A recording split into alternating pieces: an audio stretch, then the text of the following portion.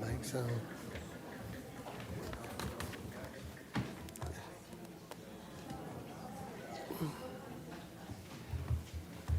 Are you ready? All right. Everybody ready? Mr. Short. This one first or this one first? Which one do you want first? It don't matter. Mr. Mayor, we have 3 appointments tonight in one motion. I move that council appoint Mary Ellen No, sir. Turner to the Culpeper Economic No, sir. Development. Say again? I'm sorry? This is a certified. Certify first? Oh, yeah. You're Culpeper. Got it, yes, sir. Mr. Mayor, I move that council certify in the closed session just concluded. Nothing was discussed except the matter or matters specifically identified in the motion to convene in closed session and lawfully permitted to be discussed under the provisions of the Virginia Freedom of Information Act That's right. cited in that motion. Second. Roll call, Madam Clerk. Councilmember Dyke? Aye. Councilmember Olinger? Aye. Mayor Reeves? Aye. Councilmember Ramikis? Aye. Councilmember Russell? Aye. Councilmember Schmidt? Aye. Vice Mayor Short? Aye. Councilmember Sternberg? Aye. And Councilmember Yap. Aye. All right. Pledge allegiance, Ms. Smith.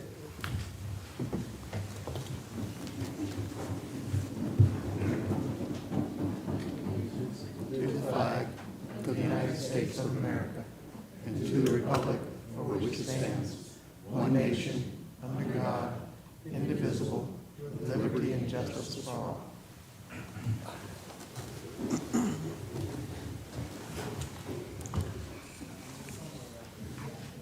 Consent agenda, Mr. Manager.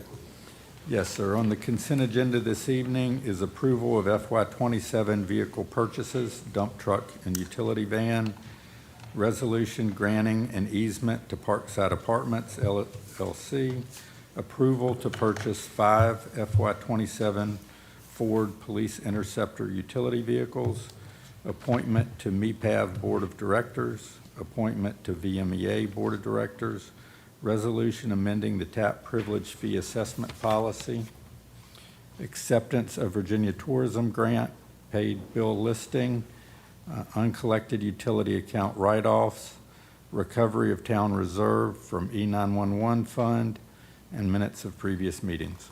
I move the consent agenda. All in favor? Aye. Opposed? All right.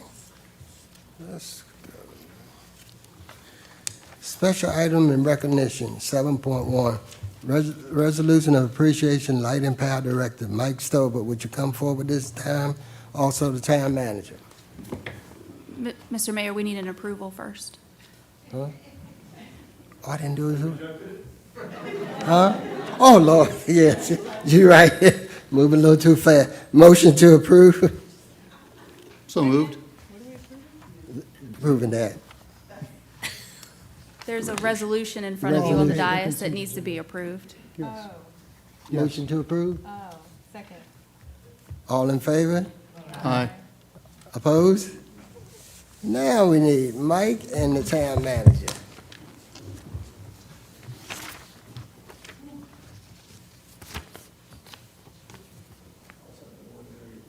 I was hoping, you were hoping it wasn't? We are not accepting your retirement.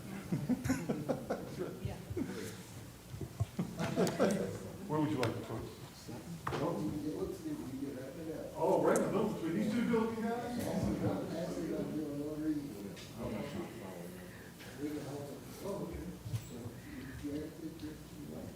Whereas Mike Stover will be retiring on July 1, 2026, after 40 years of devoted service to the citizens of the town of Culpeper, ensuring safe and reliable electric service. Whereas on January 20th, 1986, Mike began his service with the town as a lineman apprentice, and through his dedication and leadership, advanced through the positions of meter technician, substation technician, and substation generation supervisor before being appointed interim Light and Power Director in May 2011 and officially serving as director since August 25th, 2011. And whereas Mike has been an active member of multiple organizations, including the Virginia Municipal Electric Association, VMEA, and Municipal Electric Power Association of Virginia, MEPAV, an organization that provides support to the 16 municipality-operated electric utilities in the Commonwealth. And whereas Mike served as MEPAV Vice President in 2018, President from 2019 through 2022, and Executive Committee member in 2017 and 2023. And whereas Mike served as VMEA Vice President from 2019 through 2023. And whereas Mike elevated the levels of professionalism in the town's Light and Power Department with encouragement, training, experience, and his personal drive for excellence. And whereas throughout his tenure with the town of Culpeper, Mike has consistently demonstrated exemplary professionalism, integrity, courtesy, dedication, and cooperation in his service to citizens, colleagues, and elected officials. And whereas during his tenure with the town of Culpeper, Mike Stover has played an instrumental role in managing rapid growth and meeting the increased demands placed upon the system that provides the majority of electric service within the town limits. And whereas Mike has established and maintained an excellent work relationship with the mayor and town council during his tenure as Light and Power Director, and whereas the town manager and entire management team express their thanks for his professionalism, assistance, and extraordinary customer service. Now therefore be it resolved that the council of the town of Culpeper, Virginia does hereby publicly commend, recognize, and appreciate Mike Stover for his exceptional expertise during his 40 years of valuable service to the town and its citizens.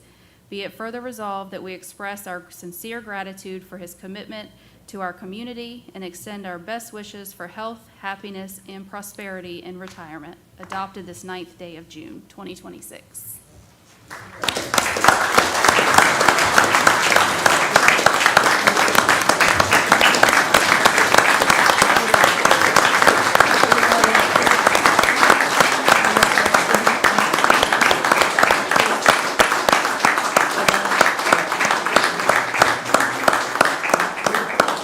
I'm gonna give Mike a chance to speak, but before he came in tonight, I asked him, "You sure you wanna leave?" Because once he go home and get that honey-do list, he gonna wish he stayed with us.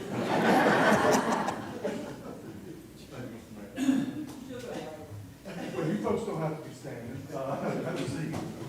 Thank you so much for this proclamation.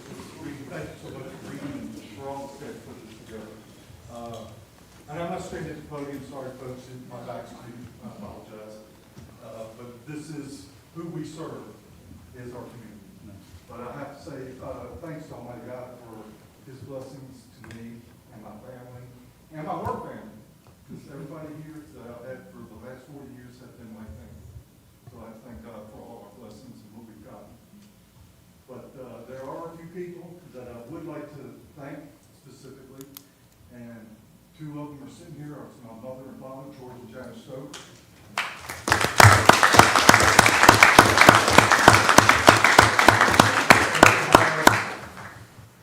As a young man taught me and my brother the values of hard work, dedication, and respect for the others. And I greatly appreciate the love and support that they have given us over the years. Also, I'd like to thank my wife. 41 years of putting up with me, and it's a lineman.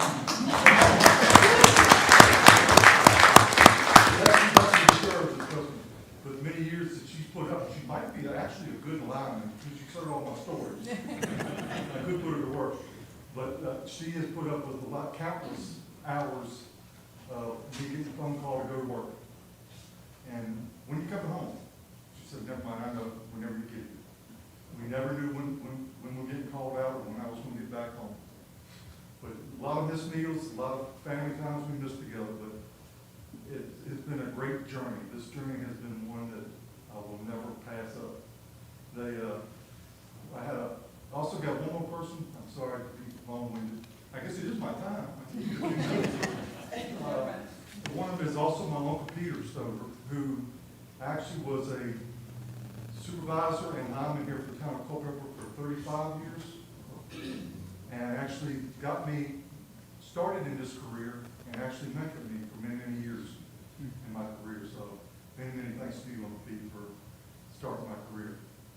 But then I would really like to thank all the rest of the workforce, the families that I work with. The community has been amazing. The work staff at the town of Culpeper, whether it be Public Works, PD, or any other department, they've been like family. Everybody's worked together, and we've created this nice and enjoyable town that we have. Now, we don't all agree. We disagree a lot of the times on politics and procedures.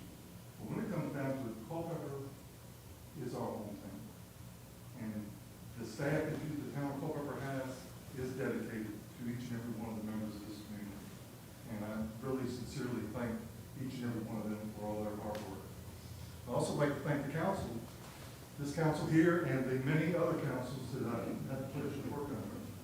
They've led by guidance and taught each and every one of us how to lead by example. Mr. Howley, thank you so much for your leadership, and Mr. Lloyd, as we went through this journey together. The friendships that I've made here with this town will last me my entire lifetime. It has been my sincere gratitude to have served this community, and I continue to look forward to the success of the town of Culpeper in the future. Thank you so much for your time and your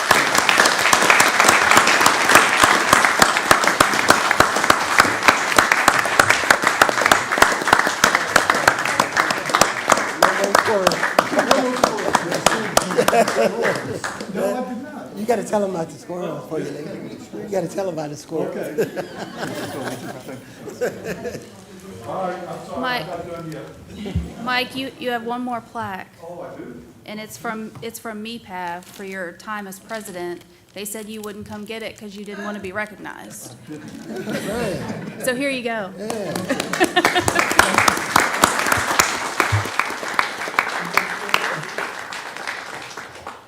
This has been, I got one. I'm gonna save you for last. All right. I just want to say, I have to say, big thank you to my first director here, Mr. Joseph A. Brooks. Joe Brooks, thank you, we appreciate you. Mr. Brooks, and Mr. Griffin were the town managers that were the ones that hired me. And they saw something in a rambunctious young man that they thought would someday be here. And one of the things that Mr. Brooks taught me and said was to watch, listen, and learn. With that, I think I did pretty good. And I have to say, so I have to, even Joe's no longer with us, I have to say thank you for that good advice. That stuck with me a lot of years. But as far as the mayor, we've had a running joke and a running thing around here. When we have outages around town here lately, they've been our little four-legged varmints that climb up and down poles and live like those squirrels. So every committee meeting and every time we hook up, any power outages because of the squirrels? So last month was the first month in a while. No that we squirrel. had. I hate to think, Mr. Mayor, when we come to committee this month, we got to be Oh, no. more schools than not. Oh, no. But thank you once again for everybody being here. Thank you to my entire family for being here, and my friends. You all are my friends, and will be my family forever. Thank you.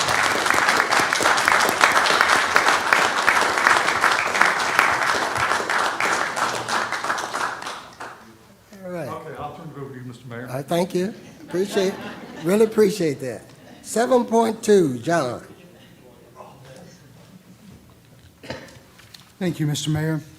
This is a proclamation, whereas every child deserves an opportunity to reach his or her full potential, and our community has both a moral and civic responsibility to support children through strong families, quality education, mentorship, and community support. And whereas fathers, whether biological, adoptive, foster, stepfathers, mentors, or father figures, play a vital role in emotional, spiritual, social, and financial well-being of children and families. Whereas Father's Day provides an important opportunity to honor fathers and express gratitude for their love, sacrifice, guidance, and commitment in helping children grow into responsible and productive citizens. Whereas involved fatherhood and healthy co-parenting through infancy, childhood, and adolescence contribute significantly to emotional security, educational achievement, and positive life outcomes for children. whereas children with engaged and supportive fathers are statistically less likely to experience poverty, abuse, neglect, substance abuse, school dropout, and involvement in crime, whereas strong fathers and strong families form the foundation of thriving communities and play an essential role in addressing social challenges facing our nation and local communities. The town of Culpeper recognizes the importance of encouraging responsible, nurturing, and engaged fatherhood and promoting programs, organizations, and community efforts to support fathers and families. And whereas increasing public awareness of a positive impact fathers have on children and communities helps strengthen the social fabric of the town and creates a brighter future for next generation. And the rest of it is up to you, Mayor. Therefore, I, Frank Reeves, Jr., to Mayor of Culpeper, hereby proclaim June 2026 as Responsible Fatherhood Month. Thank you, Mr. Russ. Jamie, 7.3. Proclamation, whereas the town of Culpeper is a community built on the values of dignity, respect, and equal opportunity for all who live, work, and gather within its boundaries. And whereas the Culpeper Town Council serves as the voice of all community members, regardless of race, religion, gender, sexual orientation, or identity, and is committed to ensuring that every resident has a voice in the governance of this town. And whereas Pride Month is observed each June in honor of the 1969 Stonewall Uprising and in recognition of the ongoing pursuit of equality, acceptance, and full participation in civic life for LGBTQ+ individuals and families. And whereas LGBTQ+ residents of Culpeper are our neighbors, our colleagues, our family members, and valued contributors to the fabric of this community. And whereas a town in which every person feels seen, respected, and safe is a stronger town for all of its residents. Now, therefore, I, Frank Reeves, Jr., Mayor of the town of Culpeper, Virginia, hereby proclaim June 2026 as Pride Month. And the town of Culpeper and Town Council reaffirms its commitment to being a body that listens to, advocates for, and represents the full diversity of this community, standing with its LGBTQ+ residents, and encourages all members of this community to treat one another with kindness, dignity, and respect. Thank you, Jamie. Public forum. Members of the public may address council on matters related to the town government at this time. Please state your name and address for the record. Each speaker shall have 3 minutes and shall comply with the citizen participation policy. Groups are requested to have a spokesperson. Questions should be directed to the mayor. Is there anyone here for the public hearing would like to speak tonight? Public forum would like to speak tonight. Come on up. I think there were 3 issues on the sign-up. Are we doing them in any particular order? I'm speaking about Zeus One Farm. Public hearing. The public hearing? Yeah, I mean, the public forum? yeah. No, anybody can. Okay. You can just.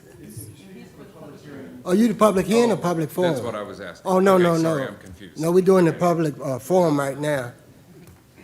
No one? No one? All right, I'm going to close the public forum at this time. You have one. Huh? Oh, you want to speak, sir? Yes, sir. All right, come on up. I'm opening, Mostly an old topic. I'm opening back up. I have one speaker. Excuse me? No, I'm talking to the crowd. I'm here to complain about the deposits required for utilities. We don't get a choice. We go in, they say, you have to deposit to get utilities. My complaint is they don't pay taxes, or they don't pay interest on your deposit. You leave something for 2 years, by the time you get it back, depreciation has altered the purchase power and the value of your dollar. So the money you deposit into your account, you don't get back. You get back a part of it. And I believe interest should be paid on these deposits so everybody gets back the money they put into it. I've been told it's like getting a deposit on an apartment. It's totally different, apples and oranges. With an apartment, you're holding on to their property. You are holding on to our property. and we don't get interest on it. So it'd be more like saying, have you paid your deposit to buy gasoline? Have you paid your deposit to buy groceries? Those are commodities, and that's what we're buying. You already have legal outlets of cutting off people's electricity if they don't pay, or taking them to court.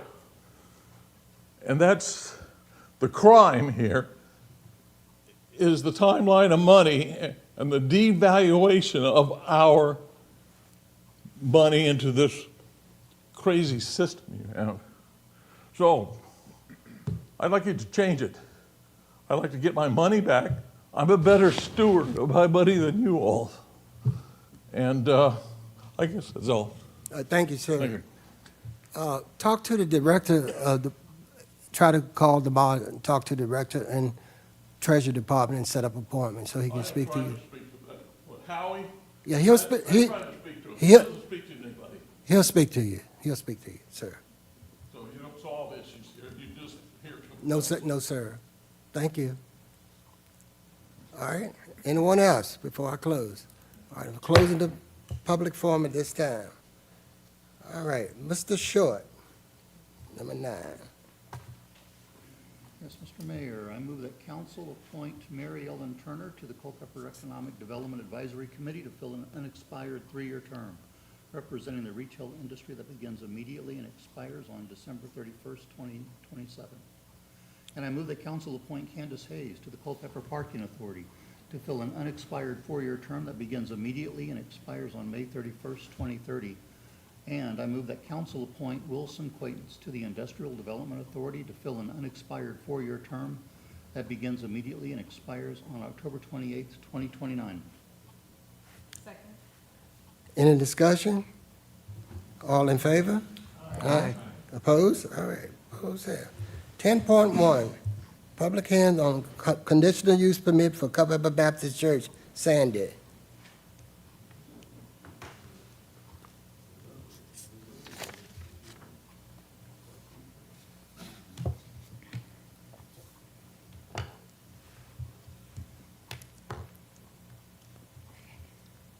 Good evening, everyone. Culpeper Baptist Church has applied for a conditional use permit, CUP 65052026, and they are requesting for a conversion of an existing monument sign to an electronic board, message board, additional wall-mounted identification and branding signs, tenant menu boards, directional wayfinding signs, secondary identification signage, temporary signage on their light poles, temporary signage on their pillars, playdate entrance wall signs, historic marker, and temporary signage. The Baptist Church is also requesting to have 2 ground-mounted signs along Blue Ridge Avenue, one of which would be a do not enter sign. The second one will be one for a business located on the property. The items that request the additional or the conditional use permit would be the message board signage and the additional wall-mounted signage that faces the parking lot, and the expansion of the temporary signs to have more square footage and the number of signs. This is the proposed electronic message board. They would keep the existing brick and just change out the message. Let's see. And the Culpeper Baptist Church is asking for the additional wall-mounted signage that faces the parking lot. They're requesting the additional signage to help visitors with direction and identifying the uses on the property. They're requesting additional temporary signage to include the signage attached to the light poles, that will not extend over the sidewalk, and the signs attached to the brick pillar along West Street will only be displayed through the end of 2026. And due to the scope of the request, this signage installation will occur over the next 5 years. And the Planning Commission held a public hearing May 19th, 2026, and recommended approval with conditions. And that would be that the electronic message board is not fully motioned. There is an 8-second delay between each message. And the electronic message board would meet the requirements for illumination, that all non-temporary ground-mounted signs shall be installed with a minimum of 3 feet of regular landscaping, that the light pole signage does not extend over the existing sidewalk, and that the electronic message board shall be illuminated between 6 a.m., 9 p.m., and the ground-mounted signs along Blue Ridge Avenue shall not be illuminated.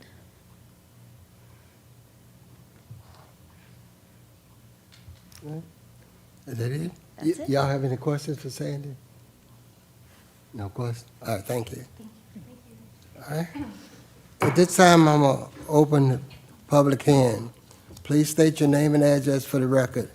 Each speaker shall have 3 minutes. Is there anyone would like to speak this evening on this item?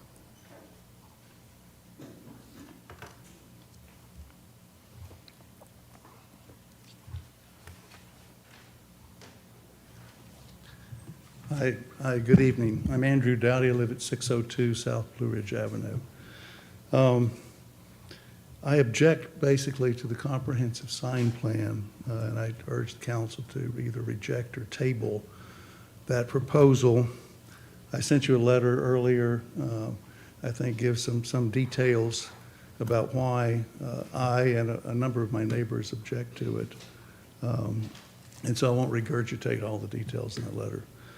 The background on this, as you may recall, the tract along the church tract bordering Blue Ridge Avenue was upzoned under the UDO. It was upzoned from R1 to NX. It was not upzoned at the request of the landowner. It was upzoned for the convenience of the planning department because they didn't like split zoning. It was upzoned over the objection of the neighbors. We sent you a letter last September, 16 people along Blue Ridge Avenue objecting to that upzoning. We thought it was inconsistent with the historical nature of Blue Ridge Avenue. Of South Blue Ridge, that is the only tract along 7,000 feet of road frontage that is not an RS zone. And so, like I say, our suggestion at the time was that you keep it like for like, that you change it previously from R1, keep it at RS, and keep the split zoning for the tract. Our request was rejected. I understand, the UDO was a huge amount of work and good work done on everybody's part, and we came to the late in the game. But still, the objection is still there. This thing actually never, I think most of our neighbors were not really aware, and you could argue they should have been aware, weren't really aware until the last minute what the implications were. So we're wrestling with that, and we'll continue to wrestle with that upzoning along Blue Ridge Avenue. So I would urge the council to reject certainly any signage along Blue Ridge that would be inconsistent with an RS zoning. And some of this may be consistent, I'm not sure, but I think that RS zoning along the rest of Blue Ridge should apply. The other thing I would suggest is the council consider tabling this, and actually let's have a hearing about what this tract along Blue Ridge should be zoned. It's never actually been subject to a public hearing. It's gone under the UDO. We went to the Planning Commission. But I think no one's actually ever had a long discussion of that. Anyway, I appreciate your time. Thank you. Thank you. Anyone else? All right. Close the public hearing at this time. 10.2, Approval of conditional use permit, Culpeper Baptist Church comprehension sign plan, Sandy. So the Planning Commission held their public hearing May 19th, 2026, and recommended approval with conditions provided in the staff report. I'm happy to answer any questions you may have. Any question? Thank you. Thank Sorry, one question. The large You didn't say signage that is on the side of the church, you said that that was going to be up for the rest of 2026. Is that correct? The ones that are on the pillars The out ones that are on the front that are pillars. on West Street. Okay. Those are the ones that'll be only through 2026. Is there plans to have different signage in 2027 or 8 or 9? There is not. Okay. All right. Anyone else? Yes, Mr. Mayor. We're talking about 56 signs. That's- I mean, coming up at different times. They will be up at different times for the temporary signs. Is it still functioning as a church, or what? So they have they have 4 different uses on the property. And so this would allow for the different uses to have temporary signs throughout the year. So we have, What kind of wayfaring signs are there? we have the yard signs. They're requesting 64 signs at 15 square feet. 6 signs changes per calendar year. And they would be up for 14 days. All right, specifically, you mentioned wayfaring findings, right? What specific, I mean, what do they point to? Where are they leading people wayfinding? For the wayfinding, Yeah. so those are the little signs that they're gonna have to direct people as to where the daycare is versus where the church is, where the adult daycare is. So those would be the wayfinding ones. Okay. Anyone else? Thank you, Sandy. Thank you. Oh, John? So we talked about the 8-second delay on the electric board. Does that mean also too, just so I understand, there's going to be no flashes? There's not going to be any obscene, like when it changes, it's got a, every 8 seconds that it's got a crazy, Correct. okay, design or something come pop up, right? So it should be very Correct. subtle. It'll be very, from this sign to this sign, and 8 seconds in between. Okay. Anyone else? Thank you. Thank you. Motion to approve agenda. So moved. Any discussion? Roll call, Madam Clerk. Councilmember Dyke? Aye. Councilmember Olinger? Aye. Mayor Reeves? Aye. Councilmember Ramikis? No. Councilmember Russell? Aye. Councilmember Schmidt? Aye. Vice Mayor Short? Aye. Councilmember Sternberg? Aye. Councilmember Yao? No. The motion carries. All right. 10.3, public hearing on rezoning for Zeus Property LLC. Andrew. Thank you, Mr. Mayor. Before you this evening, you have a rezoning request for Zeus Wind Properties. Ashley, if you wouldn't mind pulling up the presentation for me. Just to give you a little bit of background, this has come before council before for discussion. It was part of the UDO process.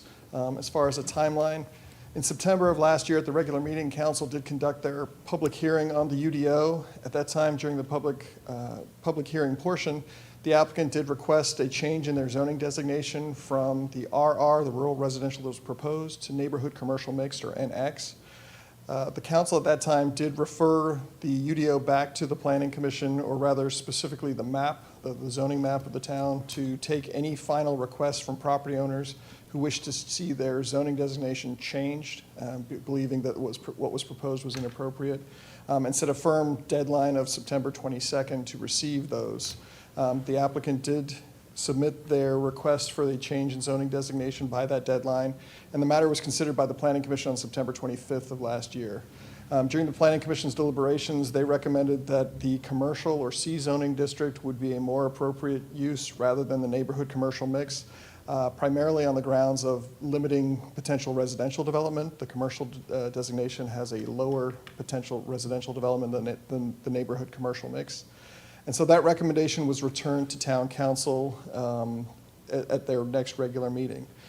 The difficulty with that was because this was a more intense zoning than what was advertised for the public hearing, it would have required a separate public hearing, and so this parcel was pulled out from the recommendation of the UDO as a whole, with a commitment to bring it back on its own for consideration for rezoning, because otherwise we would have had to advertise the entire UDO again, which would have been significant cost and timely in nature as far, because every single property owner in town would have had to receive notification.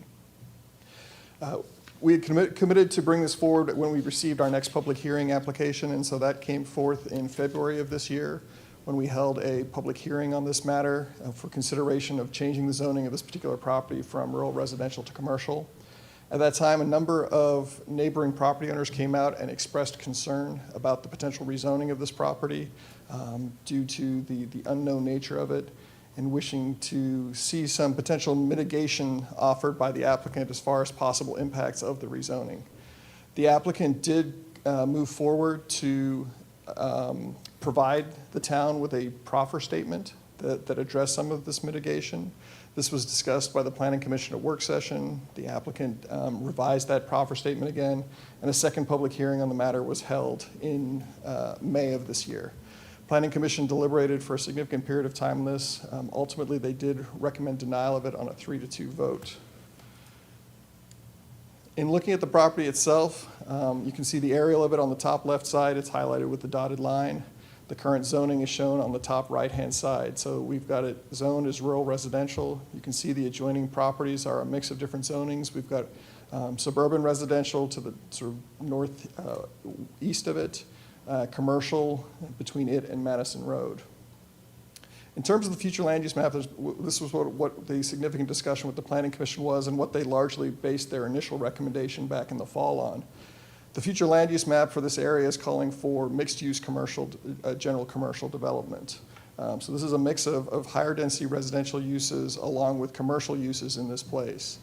And so the Planning Commission, seeing the commercial zoning designation within the UDO, which permitted general commercial uses and residential in the upper stories, or essentially upper story apartments in that as the potentially appropriate designation. That was what was lent on heavily by the Planning Commission at that time. During their deliberations more recently, with the concerns expressed by the community as far as the unknown nature of how that commercial development might take place, they lent more heavily on the existing zoning and the fact that a rezoning with a specific end user in mind might allow for more specific proffers to mitigate any potential adverse impacts. So, as mentioned, the applicant has submitted proffers with their application. They did prohibit or rule out a number of uses that were seen to be more objectionable, including animal boarding or shelter, campgrounds, cemeteries, large entertainment venues, funeral and mortuary services, personal credit establishments, sexually oriented businesses, personal vehicle sales and rentals, tobacco vape shops, and wholesale sales. They have committed to broad general architectural themes of consistency with the UDO, committed to performing transportation analyses at such time that they do have a development and defined end users in place, along with commitment to mitigating those transportation impacts on the town's infrastructure network there. They've committed to improvements to Zeuswind Drive, the dedication of right-of-way along Zeuswind Drive to allow for that to be transitioned to a public town-maintained street.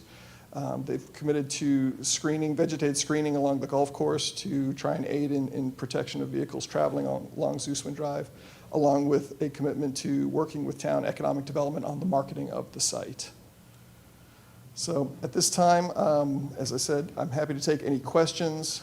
There are members of the public here, and I believe the applicant is going to plan to speak following the members of the public. So happy to answer any questions council may have. I have a question. Go ahead. On that list you said of, right, where it says animal boarding or shelter, animal boarding shelter or shelter, minor, what What does that mean in this context, minor?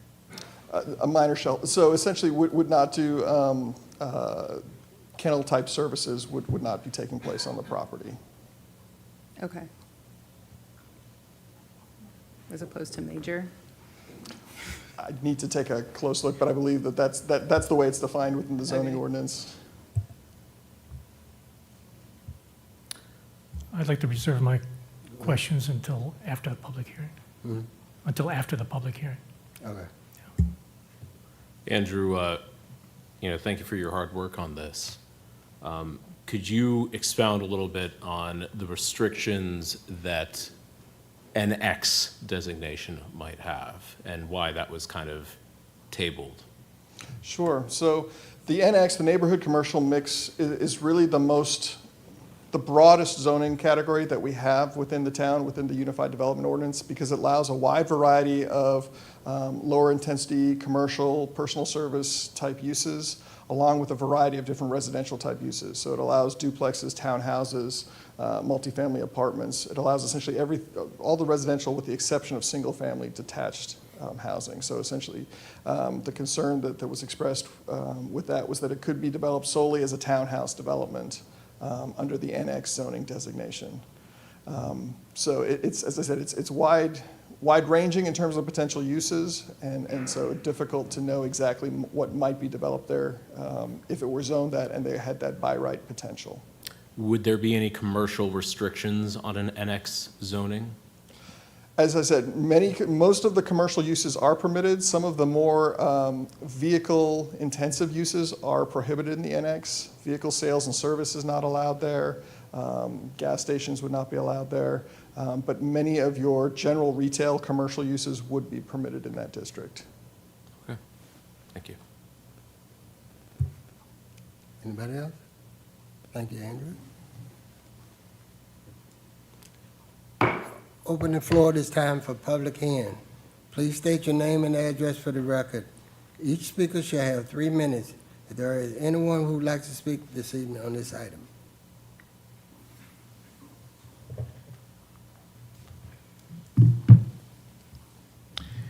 My name is Brad Garner. I live in Brandy Station in Culpeper County. So thank you for the opportunity to speak on this issue. Culpeper has chosen to grow. Growth is not inevitable. We have a lot of neighboring towns around us that are happy and healthy places to live, and they haven't grown a whole lot in decades. But nevertheless, Culpeper has chosen to grow. Growth can be good, but hopefully we are growing with a plan and with a purpose. The choice to grow is a collective decision involving elections of you all, involving a comprehensive plan, planning commission, and numerous public hearings. Growth and development involves a dialogue between the public and the private sector about exactly what goes where and when, and how it affects all of us that are in the town and in the community. This is why we have a planning commission, and this is why we have a comprehensive plan. And as a reminder for everybody that is here, zoning is not a plan. Zoning is an implementation of a plan. So I'll read what the plans say about this particular parcel, 2 brief passages. So the comprehensive plan states about this particular parcel, open quote, "The recommendation for this site is a mixed-use development compatible with the hospital facility located on the south side of Madison Road. The development is encouraged to include a mix of medical or research facilities, office, hospitality, and conference facilities, and long-term care facilities and senior care with an active residential component."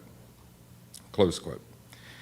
The 2030 Vision Plan, also formally adopted by this body, states, open quotes, "The property could provide a space for future expansion of the UVA Culpeper Regional Hospital or a variety of other uses, including professional medical offices and upscale apartments with high visibility off of Route 29.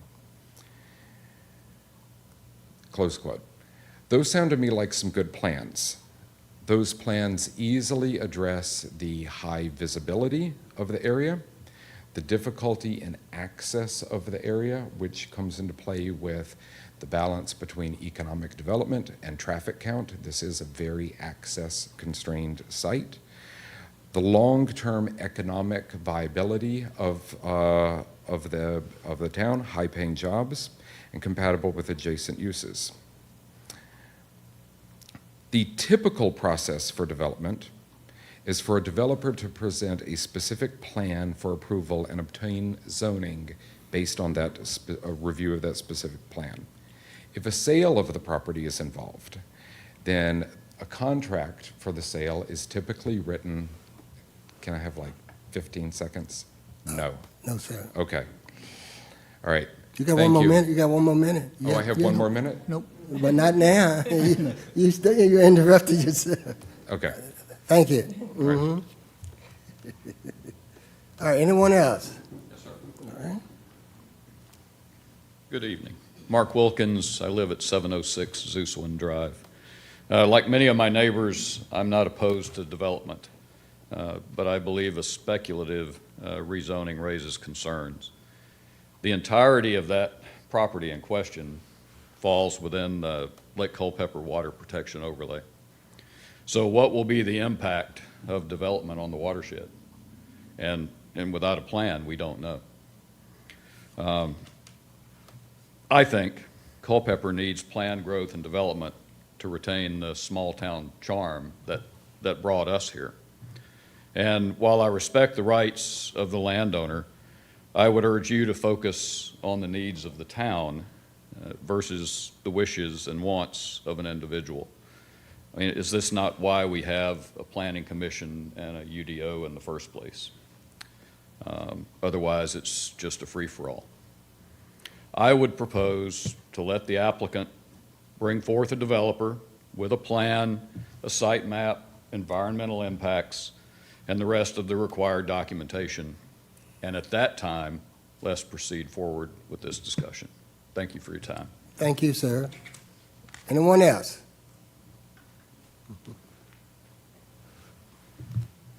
Thank you, Mr. Reeves, Town Council. My name is Rebecca Sittner, and I live at 730 Zeuswin Drive. I'm going to speak on behalf of some of the neighbors who could not be here today, but wish that they could be. Tom and Tom Marie Boyd, Todd and Michelle Brown, and Cindy Thornhill, who have all provided their thoughts in writing, but due to some illnesses and death in the families, they couldn't be here tonight. I want to be clear on behalf of the neighborhood that we do not oppose development of this parcel. It will and should be put into more productive use at the right time. And it eventually deserves a more intensive designation, perhaps even to commercial. What we do oppose is a speculative rezoning that asks the town to make a permanent commitment right now before any user, project, or site plan even exists. If the use is unknown, then the impact on the town can't be evaluated, and what cannot be evaluated can never be properly mitigated. Consider how the typical Virginia rezoning process is meant to work. A developer identifies a use, signs a contingent contract with the landowner, prepares a project package that includes a site plan, traffic analysis, watershed and stormwater studies, and some proffers, and submits it to the town for the town's review. Under that sequence, everyone wins. The landowner gets compensated for the land, the developer gets to build their project, and most importantly, the town gets to negotiate conditions that protect its citizens. Unfortunately, this application skips that usual sequence. And why does that matter for this? Well, unlike other states, Virginia does not allow impact fees, which makes the rezoning decision the town's really only meaningful chance to require a developer to help cover the public costs that their projects will create. Roads, schools, fire and rescue, water, sewer. A speculative rezoning without a defined end use or a user surrenders the leverage that the town has permanently and shifts the risk of whatever eventually gets built from the developer onto Culpeper's taxpayers. These concerns are not novel. The Planning Commission considered them very carefully. Across 2 public hearings, dozens of letters expressing grave concerns with an upzoning, and more than 5 hours of deliberation, before recommending that this parcel remain zoned rural residential. We would respectfully urge that the council uphold that recommendation. I guess I would want to leave you with two questions that seem worth weighing.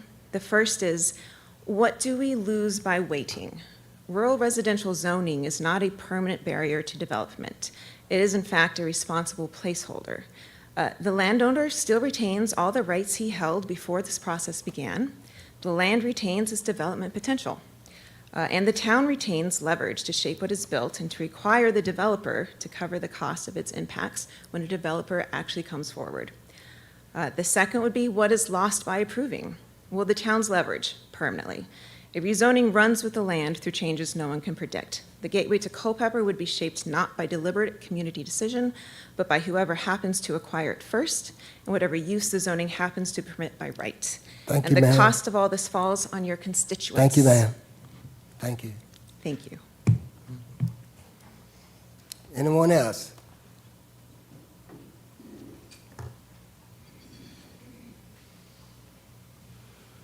Good evening, Sarita Fott, Blue Ridge Avenue.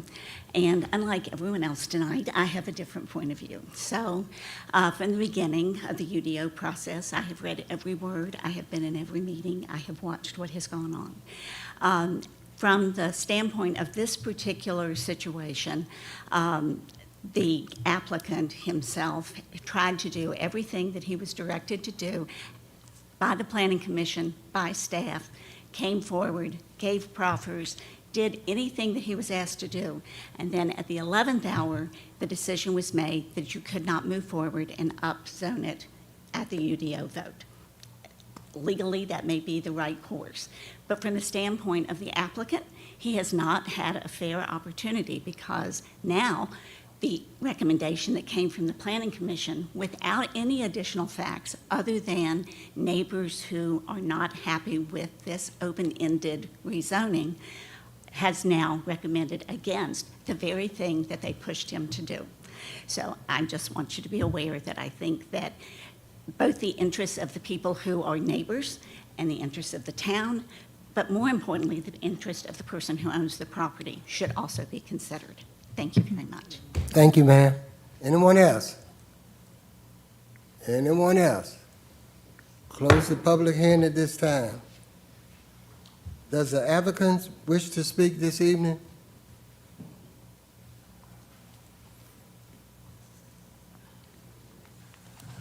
Well, good evening, Mr. Mayor, members of council. My name is Matt Roberts with the Hirschler Law Firm, here tonight on behalf of Zeuswin Properties. I also have Al and Susan Caldwell, who are the ownership behind Zeuswin, and here tonight, and they would like to say a couple words at the end of this as well if they have the opportunity. Before I start, and we did have a presentation. Oh, wonderful. Wonderful, there we go. I do want to thank Andrew and your town staff for all their efforts, getting the application to town council this evening. So appreciate Andrew's presentation. It'll allow me to hopefully go a little bit quicker than I had anticipated. You're all familiar with the parcel. What you might not be familiar with is the fact that this has been in Susan's family for many, many years. The site totals just under 22 acres per year tax maps, but really something to take into consideration this evening is that once you consider Zeuswin Drive, as well as the future development of Zeuswin Drive that we're proffering this evening, we probably have about 19 developable acres in total, give or take. So 21 acres under the rezoning, we're really talking about 19 acres that are probably developable at the end of the day. The history of the site's also important for this evening. I do appreciate Andrew going through the UDO process, which we'll touch on here in a second as well. But the site hasn't always been within the town's limits. As many on the council probably know or remember, it was annexed into the town as part of an agreement with the county back in 2012. Now, when it was annexed into the town, it was zoned to what the UDO now calls the Rural Residential Zoning District. However, that has not and does not match your comprehensive plan. So for years, in fact, your comprehensive plan has designated the site for mixed use and commercial development, and also within a growth area of the town, Area 4.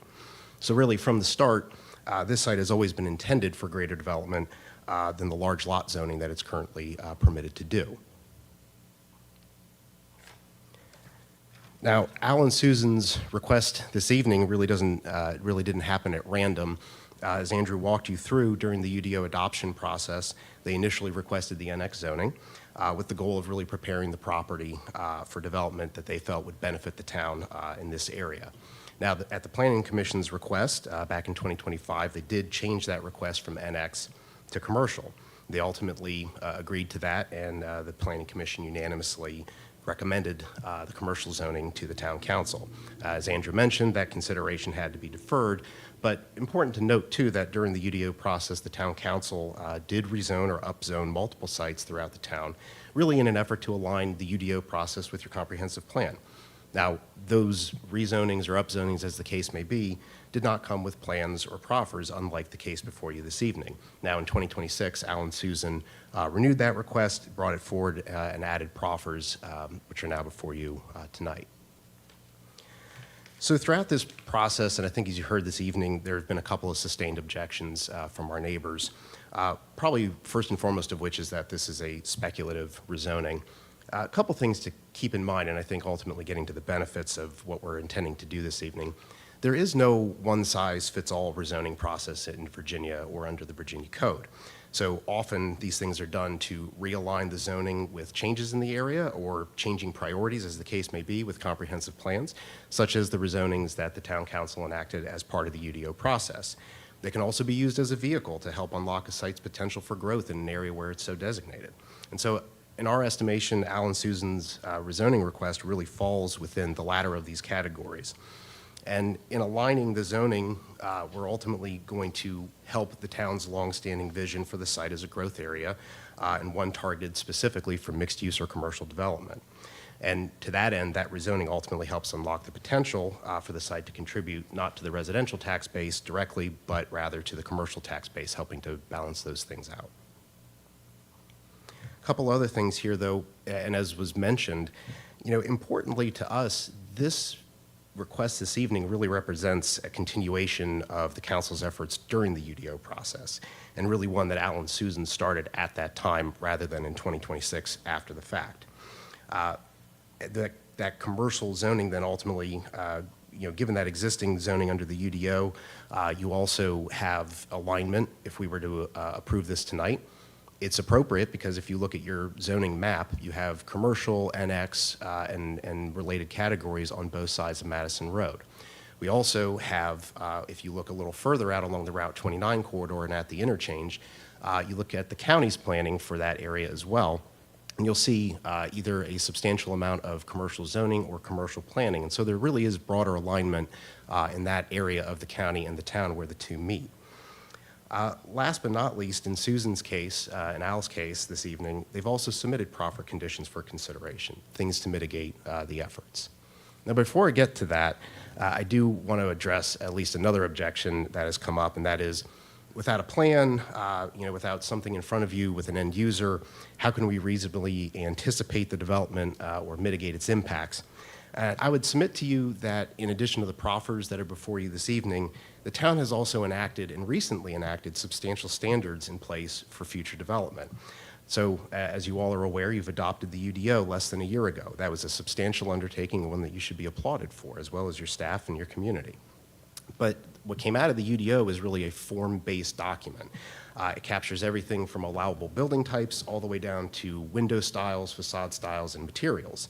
It's also going to tell us where the buffers have to go to mitigate impacts between different types of uses, as well as where our parking lot can go relative to the building, the street, and all these other things.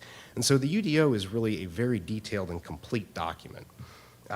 It was raised as well about the watershed and being within the Lake Culpeper watershed. You have a watershed protection overlay district that applies to this site. We are not requesting to be taken out of that. And in fact, that district, that overlay district, which sits on top of the rural residential, adds additional restrictions, among which are certain restrictions on uses that might be directly negatively impactful to Lake Culpeper, such as things like gas stations being directly prohibited. Now, in addition to all that, and I won't belabor the point, but the town also has a facility standards manual. This is, something jurisdictions have in addition to their zoning ordinances, but it usually gets to, and yours does, it gets to direct requirements about the development, such as public water and sewer requirements, the street design requirements, and in this case as well, traffic studies that need to be submitted at the time of site plan in order to mitigate impacts coming from those uses. So I would submit that in addition to the proffers that I'm about to talk about, you have a very substantial set of development regulations to protect the town. Now, Al and Susan have submitted and are providing proffers to mitigate this rezoning, and I'd like to speak to several of them that we feel are actually very important to us. First and foremost, we are asking and requiring that we would prohibit certain uses that are not compatible with what we see as vibrant growth in the town, or Al and Susan's vision for the site that they believe will ultimately benefit the town. And as Andrew mentioned, that includes things like the cash checking institutions, sexually oriented businesses, large lot car sales, vape shops, and the like. These are things we would not want to see in our backyard, and we do not want to put them in our neighbors' backyards. Secondly, we are also proffering to both the on-site and off-site transportation improvements, some that directly come out of the fact that if this were commercial development, you would need to improve Zeuswin Drive. So there is a proffer to improve Zeuswin Drive for two-way traffic, and that would be based on the highest traffic generating use at the time of the site plan submission as part of our traffic analysis.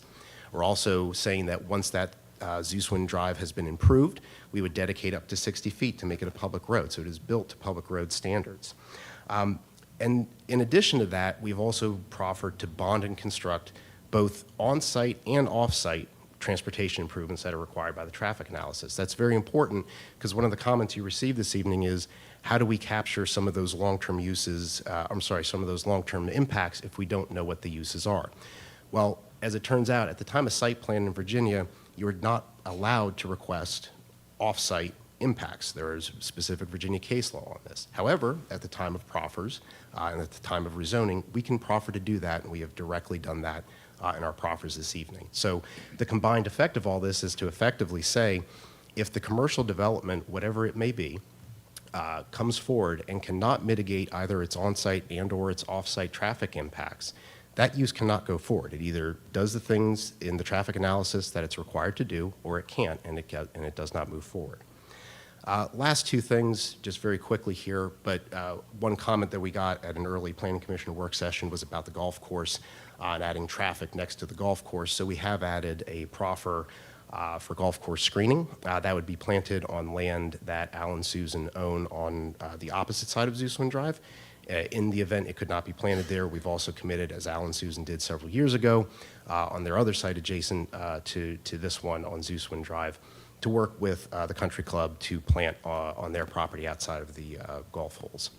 And lastly, to the effort of what should the site be, we've committed to working with the town's Economic Development Office prior to the time of filing any site plan. And that's in an effort to align our marketing of the site, because Al and Susan will not be the ones to develop this, but to align their marketing of the site with the town's goals as well as their own. And ultimately, we hope what comes out of this is the idea that they want something good for the town here, and they want to make every effort to have that happen, and this is one of the ways in which they can commit to do that.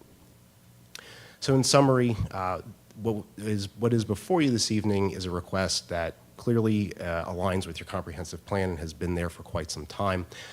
It is a continuation, really, of the UDO effort when it started back in 2025 and Al and Susan's request then.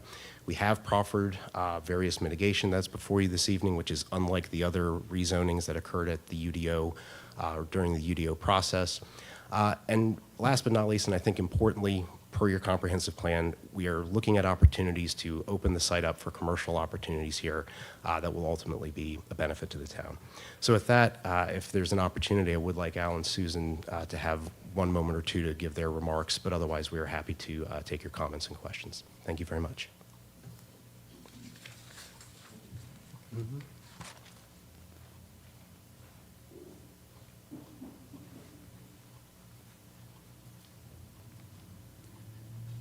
Thank you. Good evening, council members.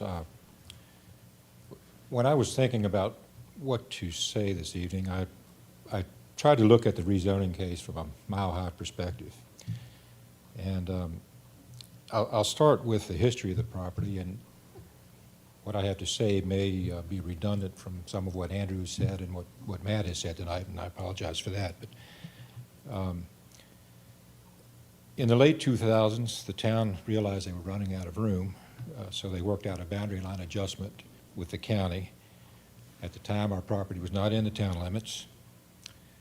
The BLA agreement was finalized in 2012, and after that, the town determined that we were in a future growth area, and the property was designated on the future land use plan as mixed-use commercial. Whether we like it or not, the entire region is in a growth area because of its proximity to Washington, D.C. metropolitan area. Last year, the town overhauled the zoning ordinances through the UDO process with a stated goal that the zoning ordinance should reinforce the vision and goals of the town's comprehensive plan. The UDO document states that the new zoning map reflects an understanding that the town is approaching 100% of build-out and the demand for redevelopment should be encouraged.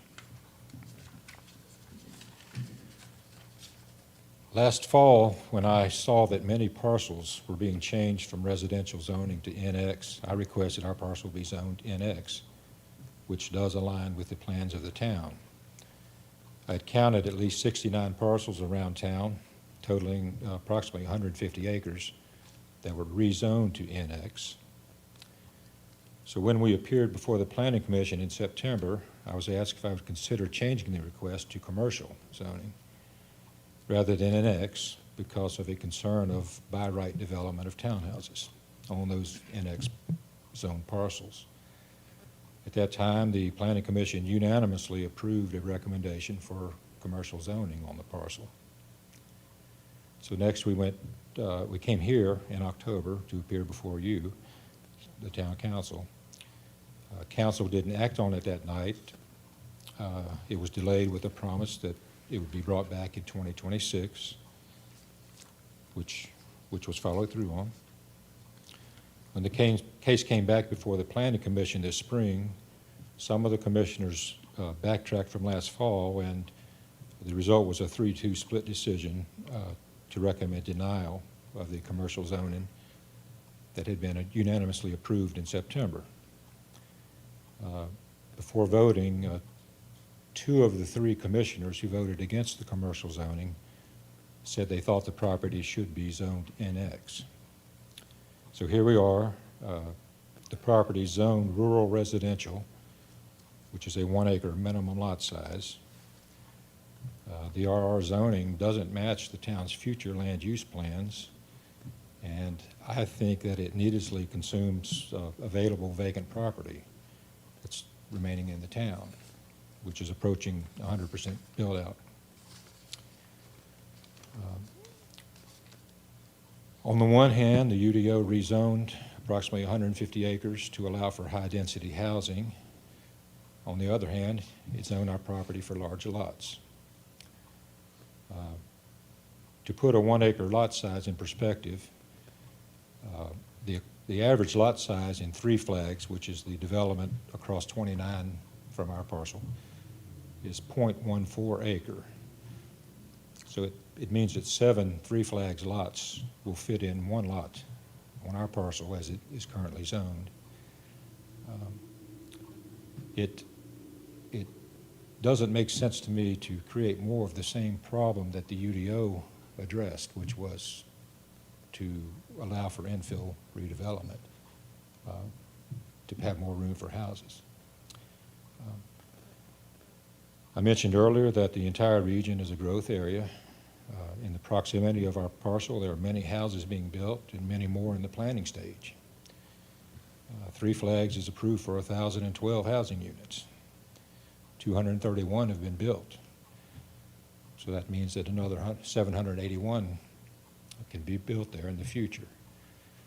There's also Lake Ridge, which is a soon-to-be-built development next to Three Flags. And there's Ruby Run, further down 29, behind the Dodge dealer. There's also been chatter about a high-density housing development built behind the country store.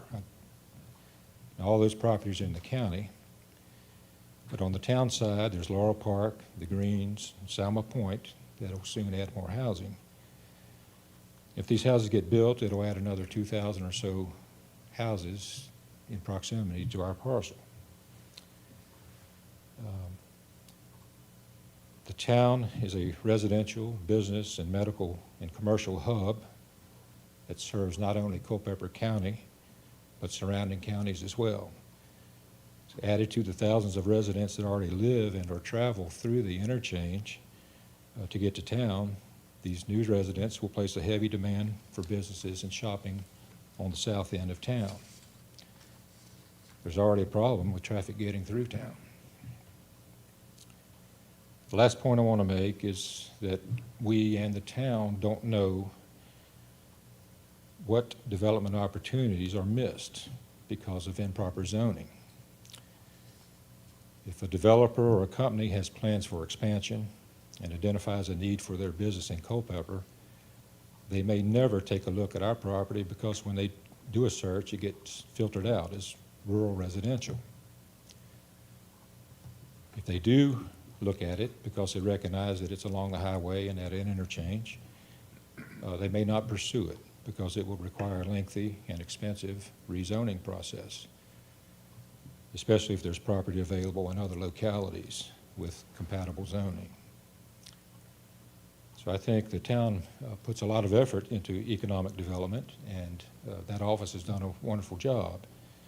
But one of the best things that can be done is to have proper zoning in place on parcels that are identified for future mixed-use commercial.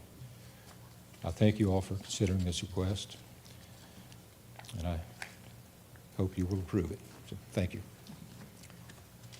Yes. Questions? We got a few questions. Oh, excuse me, I'm sorry. Mm-hmm. Mr. Caldwell, thank you for being here. Sure. You mentioned a few things. You mentioned having proper zoning being important, that we don't know what we might be missing by improper. Councilmember Sternberg, you got your mic on, please. All right. Thank you for coming here. You mentioned having proper zoning, and that we don't know what we might be missing by having improper zoning. And initially, in this entire UDO process, you requested an X. Right. And Planning Commission, they asked you, would you consider commercial? My question is, do you have a preference between the two, knowing that what you know now? I think either one of those zoning classifications meets the town's future land use plan. As far as a preference, whatever the will of the council would be fine. Yeah. Thank you. Go ahead. I think my question might be more for Andrew, though. So what? Mr. Mayor, could we get back to general Right. orders? I mean, if the public hearing's You have to answer. over, Right. and it'll come back up, and then we have plenty of times for question. Mm-hmm. Okay. Yeah, I mean, All right, good. 10.4, rezoning of Zeus Properties LLC, Andrew. Thank you, Mr. Mayor. As was noted earlier, the Planning Commission did hold multiple public hearings on this and ultimately made a recommendation of denial of the rezoning. Happy to take any questions that council may have. All right. All right, go ahead. So what I'm hearing is that the opposition is basically because we don't know what the end result is going to be at this time. And neighbors are not interested in the rezoning because they don't know what is going to be there. My question to you is, there's a list in the proffers of what they know won't be there, what they won't want there, but has anything been expressed to you as specific end results that neighbors don't want to see? Is it just we don't know what's going there, period, or is there room to hear that or add to the proffers? We don't want to see this, and this added to the list that you have where we could have a common ground. Do we know what it is that's causing concern that the potential could be?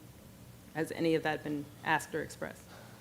Again, it's difficult. I don't want to speak for the neighbors, but during the conversations, I don't believe I've heard anything specific that's been identified. I think it's more the unknown that is the concern. The fact that they just don't know what's going there, so they don't know if the proffers that have been put forward are adequate to mitigate for the impacts of what may go there. Do we know if that conversation has been had between the landowners and the neighbor? We don't know. Is that an opportunity to see? We had some pretty extensive conversations at the planning commission level. The difficulty is that the owners ultimately don't know what's going to go there either. The market will largely dictate what is able to go there, and so they're seeking the maximum opportunity to be able to market it to a variety of different potential end users within a constrained limit through what they have proffered. But they don't know if it would ultimately be some sort of big box, a series of smaller ones. As was discussed, it could potentially be a collaboration with the hospital for medical office type space or an expansion. Those are all on the table, and as the difficulty that the applicant has is they don't want to limit to rule out any of those options. Have those options been cause for concern from the neighbors? I have not heard those expressed as cause for concern. Again, at this stage, without knowing what it is, I think that's the larger issue that I've seen in terms of the written responses and the verbal statements that I've heard from the neighbors. It's just that lack of knowing, and so the lack of knowing if the proffers are adequate to mitigate the potential adverse impacts of the development. Okay. Anyone else?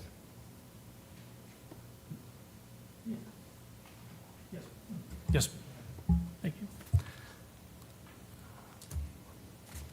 All right, let's go back to the beginning. Well, not that far back. Okay, one element of the UDO had to do with assigning new zoning designations to all the properties in town. R1, R2, RS, RT, RX, and all the rest of them that go together. So it's my understanding that the intent in the redesignations or the new designations is that the new designations would still be similar or match the land use definition for what it was zoned before. The starting point for the development of the new zoning map with the UDO was to do the like-for-like zoning for the most part. The primary place where we deviated from that was where we had existing non-conforming uses. So where we had existing commercial uses in residential zoning, we looked to make the use then conforming and bring the zoning into alignment. The other two examples that particularly came into play as it related to the neighborhood commercial mix were churches and schools. In the UDO, those were not permitted in the residential zoning district. So the parcels or uses that were on parcels that were residentially zoned, we changed those zonings to that neighborhood commercial mix to align with to make those permitted uses. Right, so when the draft finally came out in April,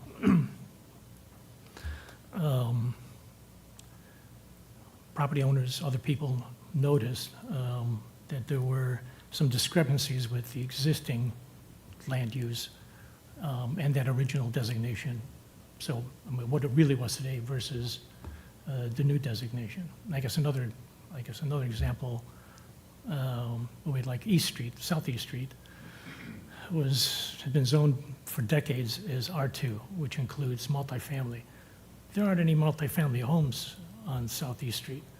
And so the petition there from the owners was to go to residential suburban, since they're all single family, and so that kind of made sense. So in reference to the properties that were designated X and NX, do you have any idea where the starting point was? What were they? I know there's a lot of properties there, but Sure. What generally were they zoned? Generally, the NX were the C1 and C2 zoning districts in town. The lower intensity commercial districts that we had within town. That's generally what formed the NX when we did the initial draft of the map.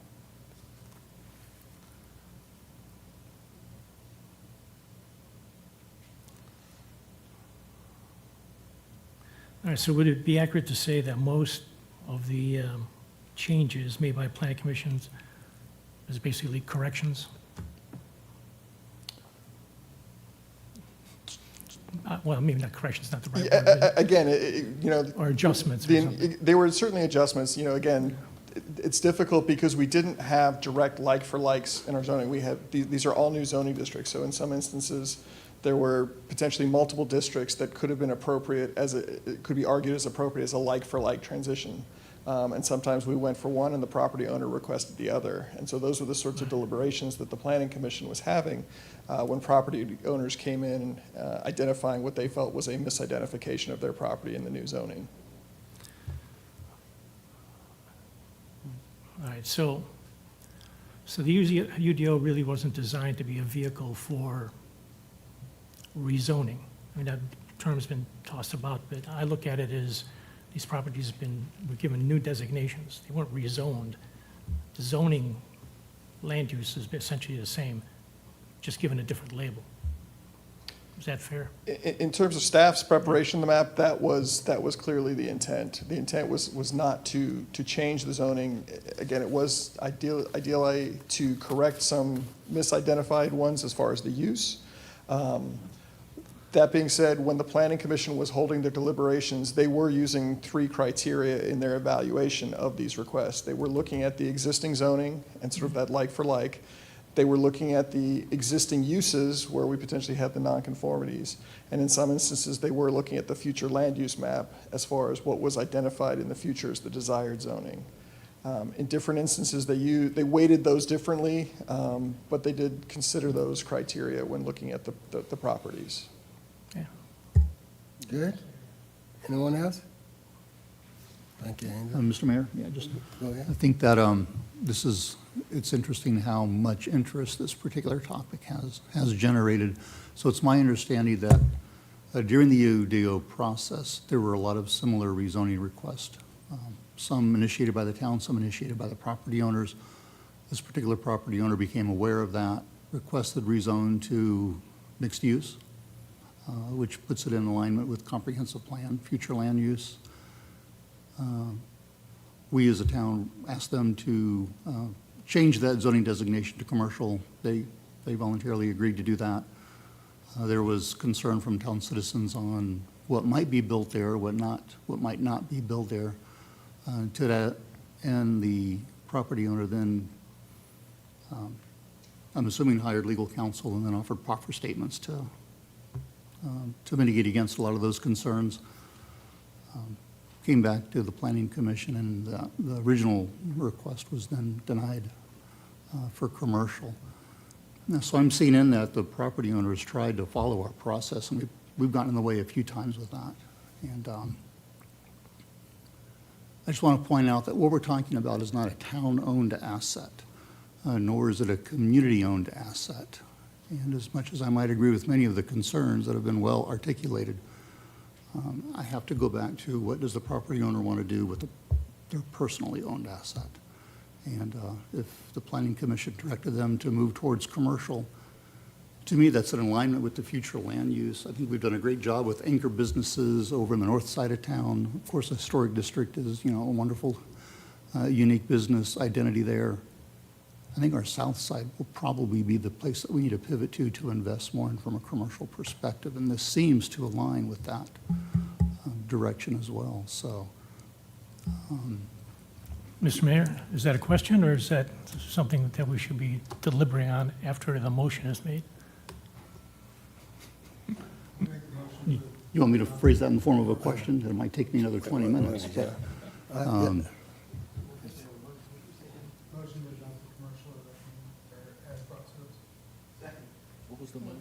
I'm sorry, could you repeat them? As originally requested by the property. Okay, point of order then, Mr. Mayor, because the recommendation is to Uphold the denial. The recommend. To overturn the planning commission's non-recommendation. Second. right, so to Any deny the discussion? recommendation. No. How are Oh, no. Overturn. What is- Councilmember Madam Clerk. Russell is making a motion to overturn the Planning Commission's recommendation of denial. which would therefore approve. Thank you, okay. Revert back to commercial. So we got a motion and a second? Any discussion? Yes. All right. So, we've heard a lot of constituents about this issue, and no one denies really that growth is going to happen. Can we actually throw the map back up? Thank you. No one denies that growth is going to happen. Responsible growth is the huge concern here. And if we're going to rezone, should we be taking considerations of, objections of speculative rezoning or developmental concerns? Or should we go in line with the property owner's wishes and support their property rights when they've already proverbially bent over backwards to accommodate the Planning Commission? Is there a third option? Is it to where more people can be satisfied with the direction of the town? And I've kind of touched on the edges of it tonight, but we've said a lot of it. This is a continuation of the UDO process. We've taken a lot of time on this particular property where there's been hundreds of other similar acreages that have been designated NX without this level of scrutiny. Simply because this property didn't initially fit in the UDO timeline. But as we can see, this property was initially listed as NX. He was requesting it as NX. So during the September Planning Commission, he was requested to switch to commercial. I'm looking at that map thinking that, you know what, NX might fit in there too. So NX could potentially solve that speculation objection, because now we have this question of, do we have what might be by right construction of townhouses, which, look, again, we're going to grow, or are we just going to have this question mark hanging over our heads of what's going to be there? And so, I mean, I would like to move to have parcel 51D per the original intention of both the UDO and the property owner, Zeus Wind Farms LLC, to be designated an NX mixed use instead of commercial. All right. Anyone else? Anyone else? We mean for comments? Yeah. Oh, yeah.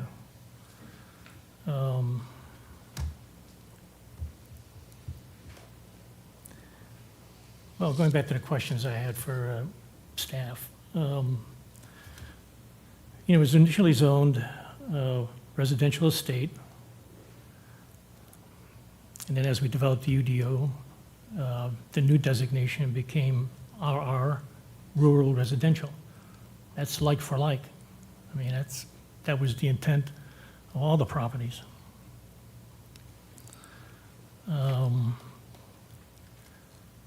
The initial request to be zoned NX, I mean, that's quite a leap from like for like, going from one single dwelling on an acre to 20 acres of mixed use and commercial. And that sounds more like a rezoning rather than a new designation. If it's a rezoning, then it should go the normal process. You have a plan, and all the appropriate documents are submitted. The existing land use is undeveloped right now. Future land use does say mixed use commercial, which is sort of intentionally vague. The growth area is also suggested as mixed use. And there's nothing that says that the property owner can't submit a proper rezoning plan or a request for that property. I might point out too that the comp plan was, that particular copy is written in 2016, amended in 2018. I don't know what the amendments are, but it looks pretty much the same as 2016. That's like 10 years. It's probably long overdue for a review. So for me, it's all about the process. Just Finish? yes. Next? in like for like, we were looking at the surrounding area and the usage of the property around it. So if you look at that corridor coming off of 29, what does that all look like? Commercial. That was the like for like example we modeled, and that's true throughout the town. There's some properties that were downzoned, if you will. Some that were upzoned, we talked about. That was the like for like. Could you have Ashley reread the motion? Reread the motion. The motion was to overturn the Planning Commission's recommendation to deny and approve the commercial zoning designation. Anyone else? I have a question. For Andrew. Had this been brought by the property owners earlier in the game and gone through the UDO process with the UDO process, I know you probably don't know the answer to this, but do you think we would have this level of scrutiny now, or would it have just gone through as everything else would have? Well, had the Planning Commission's recommendation occurred earlier in the process so that this had been designated as commercial when we came to the public hearing before Town Council, it would have been adopted as commercial at that point. Because it was a more intense zoning district, by state code, it is required to have a separate public hearing for it. So because we'd held the Town Council public hearing at that stage that the change was made.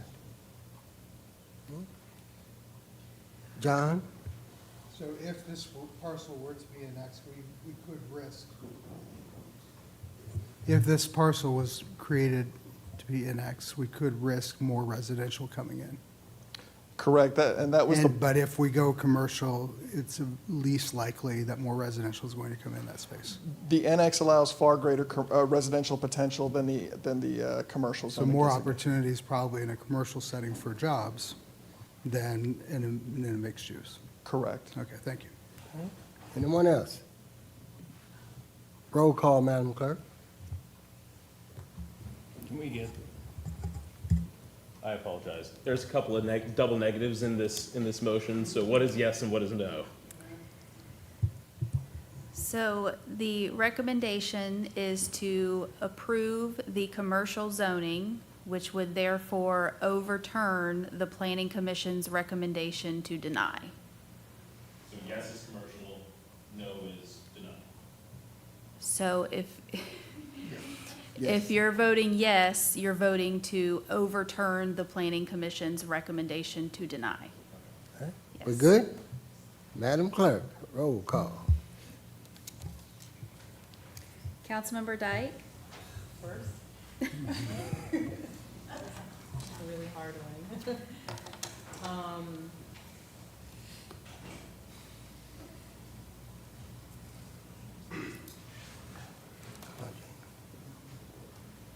No. Councilmember Olinger? Aye. Mayor Reeves? Aye. Councilmember Ramikis? No. Councilmember Russell? Aye. Councilmember Schmidt? Aye. Vice Mayor Short? Aye. Councilmember Sternberg? Aye. Councilmember Yao? Aye. The motion carries. 10.5, ordinance amending Chapter 2 of the Town Code, first reading. Ashley.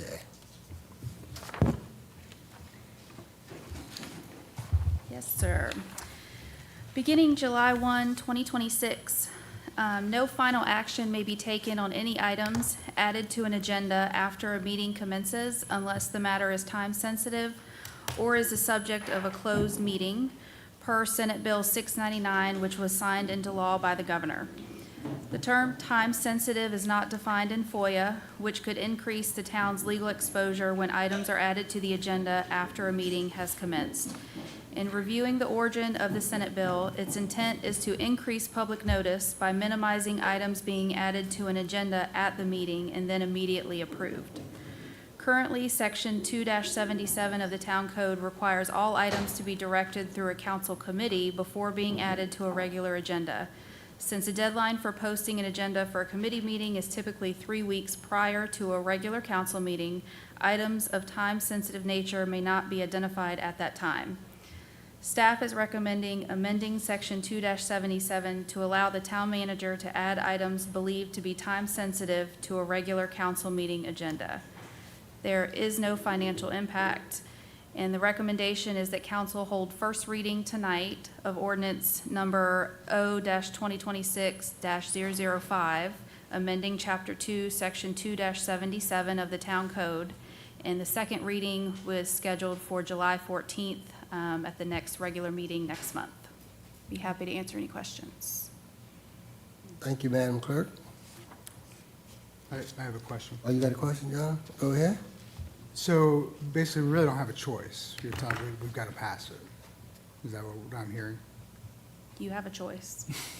Well, I mean, follow the law or not, right? I mean, that's, am I understanding that reading right, or is there any other variations to that? To add to that, I think you do have a choice. I do think if you don't act on this, then there could be things that we consider time-sensitive that we could get on an agenda that because of town code, we would not be able to get on the agenda. So you wouldn't be able to act on that item at that council meeting because you would have to add the item at the council meeting, which would push you to another month. So, we would still, so if this isn't enacted, we would still comply with law, but I think it would not be in the best interest of the town for some items that are of time-sensitive nature. From time to time, things come up to where, we need council's approval pretty quickly on those items. The Senate bill did say things that are time-sensitive, you could move forward, but it didn't provide a definition of time-sensitive. And that's my concern is I would hate to be the legal case that determined what time-sensitive meant, and us guessing wrong with that. So that's why we're bringing this forward to try to address it by allowing us to decide what's time-sensitive at a local level outside of any potential for a court type of an issue. Okay, I'll have more to say about next month. Thank you. All right, anybody else?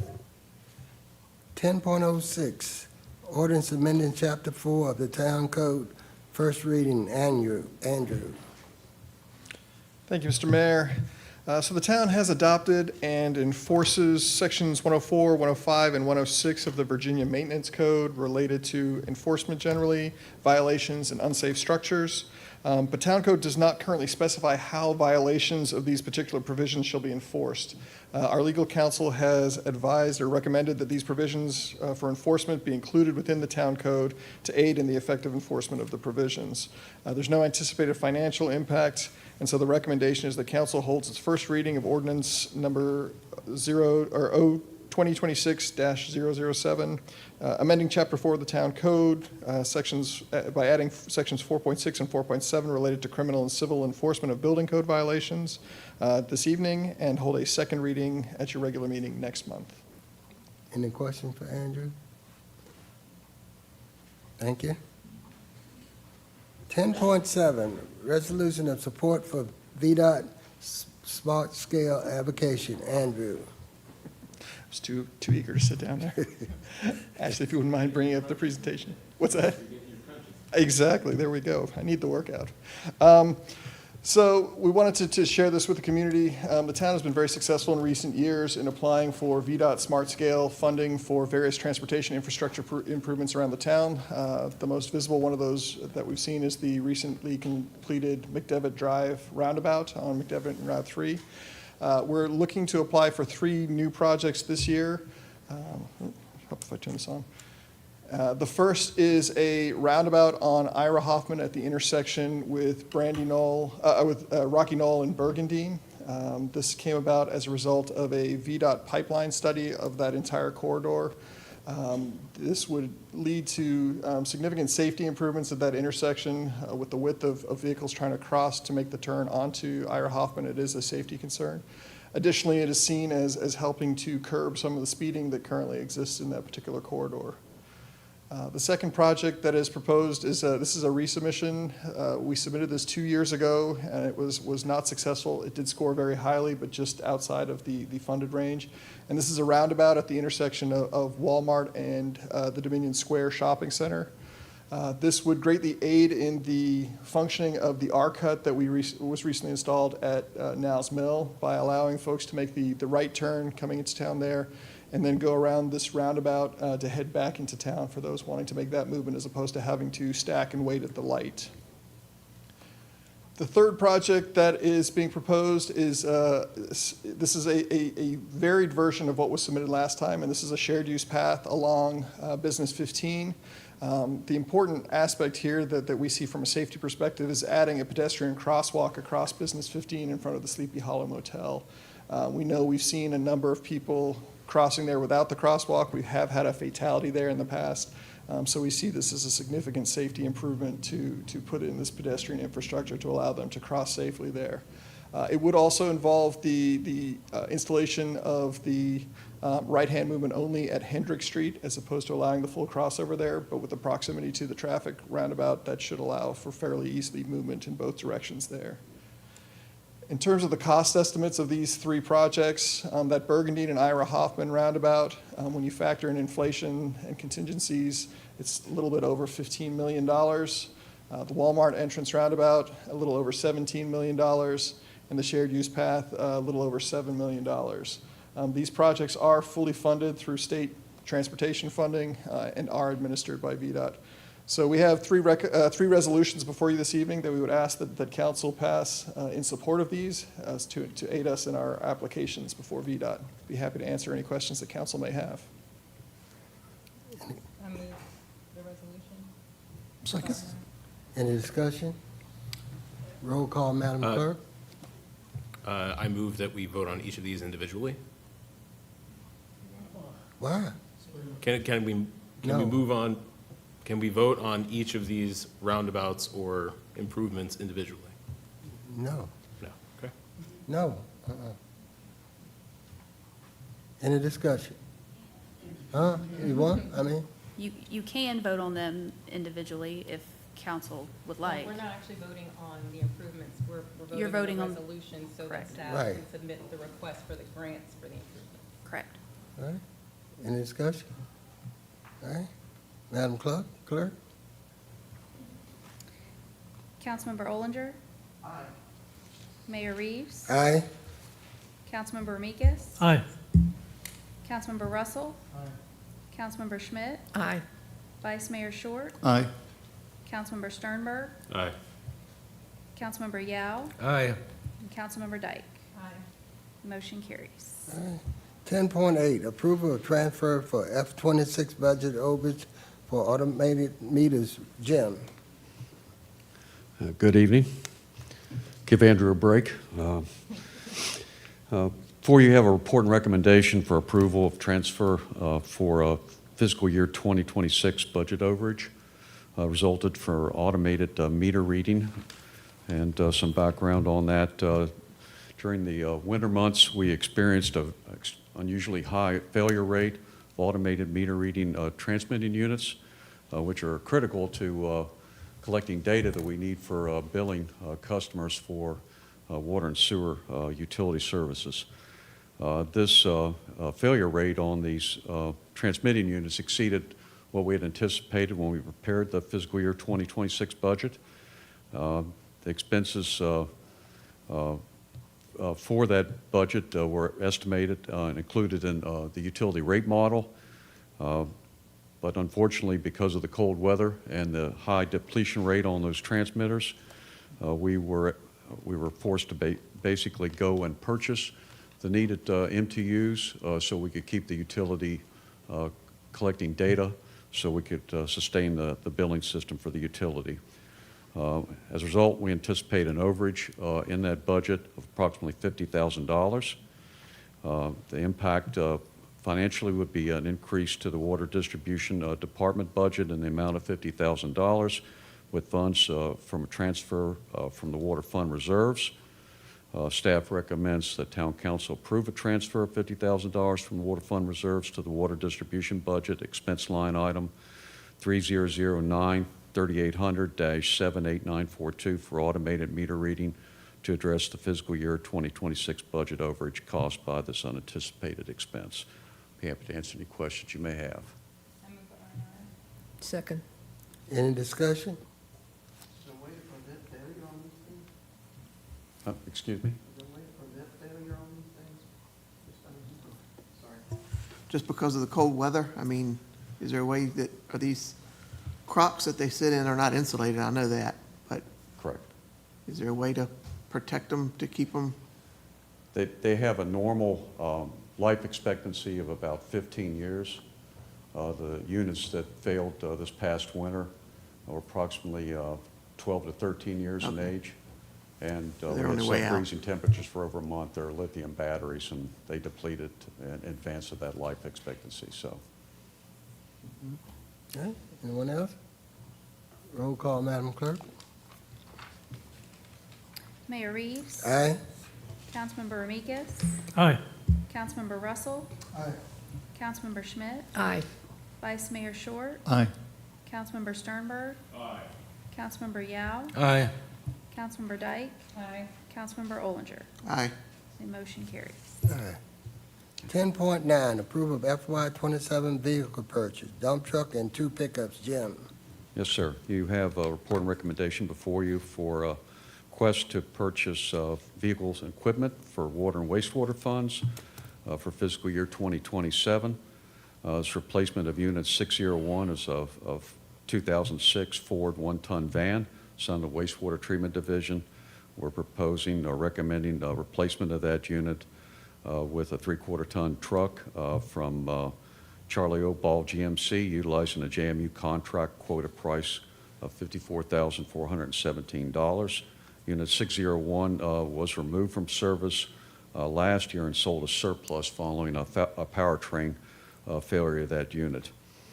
Secondly, replacement of Unit 940. It's a 2007 Dodge 1/2-ton pickup truck, assigned to the Water Distribution Division, placing that with a 3/4-ton 2002-6 GMC truck from Charlie Oball, again using the JMU contract pricing with a quote of $54,635. Existing unit will be retained for use at the wastewater pollution control facility. Lastly, purchase of a new tandem dump truck for the wastewater collection division from XL Truck Group, utilizing a Daimler government contract quoted price of $294,658. All told, due to market volatility, as we've done in the past, staff requests approval flexibility with the following not to exceed amounts as stated in the report and recommendation and approved in the fiscal year 2027 budget. Purchases would not, the purchase orders would be issued, but delivery and payment would not occur until after the start of the fiscal year, July 1st, 2026. Be happy to answer any questions you may have. Second.